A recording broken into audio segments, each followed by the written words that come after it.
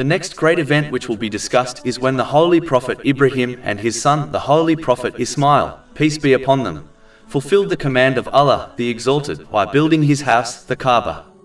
Chapter 2 Al-Baqarah, verse 127. And mention when Abraham was raising the foundations of the house, and with him Ismaeel, saying, Our Lord, accept this from us. Indeed, you are the hearing, the knowing. Many lessons can be learned from this great event. Muslims should follow in the footsteps of all the holy prophets, peace be upon them, by regularly dedicating some of their time and energy in acts which please Allah, the Exalted, beyond the obligatory duties. No one is ordering Muslims to dedicate all their efforts like the holy prophets, peace be upon them, did, but they should regularly dedicate some. This incident is a clear proof that those who dedicate their effort and time for the sake of Allah, the Exalted, will not only gain reward, but their efforts will also be remembered for all to see in both worlds. Even though the house of Allah, the Exalted, the Kaaba, might not seem like an architectural marvel yet, as it was built for the sake of Allah, the Exalted, it is still established and greatly honored to this day, even though nearly 4,500 years have passed since its construction by the Holy Prophet Ibrahim and his son, peace be upon them. Countless people have built great castles, palaces and empires over the centuries, yet the majority of them faded away and are barely remembered by society. Even those who built them have become footnotes in history. Not only does the work done for the sake of Allah, the Exalted, itself endure, but even those that did the work are remembered, just like the Holy Prophet Ibrahim and his son, peace be upon them.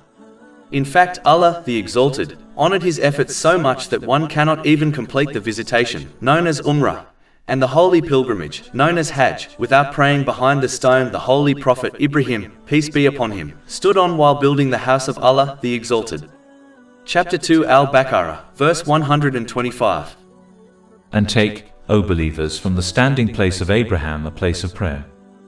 All worldly efforts will eventually fade away. They may benefit people temporarily in this world, but it will not help them in the next world. In fact, even though they will leave those efforts behind, yet, on Judgment Day they will be held accountable for them. Whereas, efforts dedicated to pleasing Allah, the Exalted, will benefit a Muslim in both worlds. Chapter 16 An-Nahl, verse 96. Whatever you have will end, but what Allah has is lasting. These efforts do not have to be huge like building an entire mosque. A Muslim only needs to act according to their strength, such as contributing towards the building of a mosque. If they act with sincerity, their reward will be beyond imagination. This has been indicated in many narrations, such as the one found in Sahih Muslim, number 2342. This narration advises that a small effort, such as donating a single date fruit for the sake of Allah, the Exalted, will be rewarded with blessings greater in size than a mountain.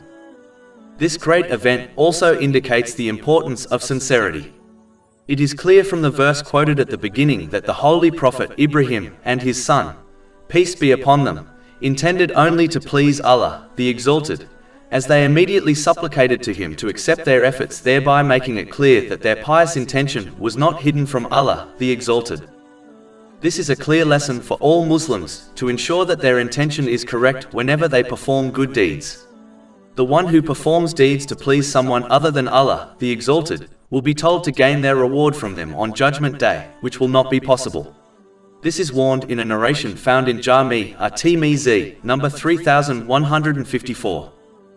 In addition, this great event also teaches the important lesson of being humble to Allah, the Exalted.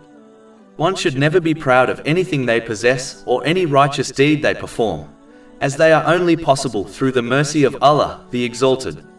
The knowledge, inspiration, strength and opportunity to complete a good deed are all granted by Allah, the Exalted. Having pride over a deed not only ensures its destruction, but the person who dies while possessing even an atom's worth of pride will enter hell. This is confirmed in a narration found in Sahih Muslim, number 266. A Muslim must always remember that Allah, the Exalted, could have easily inspired someone else to perform the good deed. Therefore, they should show humility and gratitude that they were chosen. Finally, this great event indicates the importance of not only performing a good deed, but the importance of it being accepted by Allah, the Exalted, so that they gain reward in the hereafter, as well as in this world. This will only occur if a Muslim safely takes the righteous deed into the next world with them. This has been indicated in chapter 6 Al-An'am, verse 160. Whoever comes on the day of judgment with a good deed. This verse clearly declares that whoever brings a good deed, meaning to Judgment Day, will be rewarded. It does not declare that whoever performs a deed will be rewarded. A Muslim must therefore safeguard their deeds by protecting them from the evil traits which can destroy them, such as pride. This requires a Muslim to gain and act on Islamic knowledge in order to remove the bad characteristics they possess, which can lead to the destruction of their good deeds, such as envy. This has been warned in a narration found in Sunan Ibn Majah, number 4210. Finally, a Muslim should always remember that the house of Allah, the Exalted, the Kaaba, is not only the direction they face 5 times a day during the prayers, but it represents how a Muslim must constantly turn their spiritual heart towards Allah, the Exalted, throughout the day and in every situation.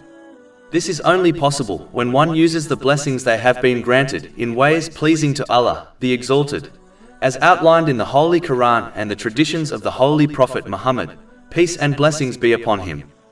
This is what the Kaaba truly stands for, and is the legacy of the Holy Prophet Ibrahim, peace be upon him. Chapter 6 Al-An'am, verse 79. Indeed, I have turned my face, i.e., self, toward He who created the heavens and the earth, inclining toward truth, and I am not of those who associate others with Allah. Over 400 free ebooks, audiobooks, infographics, podcasts and blogs available on our website, www.shaykhpod.com.